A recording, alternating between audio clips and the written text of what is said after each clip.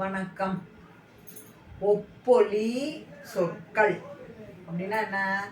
ஒரு சொல் ஒரு சொல் இரு இரு பொருள் தரும், நமக்கு தரும். அது என்னன்னு பார்க்கலாமா?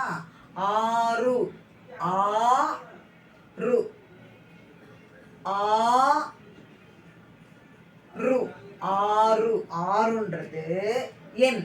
ஆறு என்ன ஒன்று குறிக்குது. ஆறு அப்படின்றது நம்பர், எண் குறிக்குது. இன்னொன்று ஆறு தண்ணி ஓடும்ல, நிறைய ஓடும்ல, ஆறு. சரியா? அப்போ எண்ணையும் தண்ணி ஓடுது இல்லையா, அதையும் குறிக்குது. ஆறு ஆறு எண், இது இரண்டும் குறிக்குது. ஆறு தண்ணி ரெண்டுமே குறிக்குது. சரியா? தேங்க்யூ.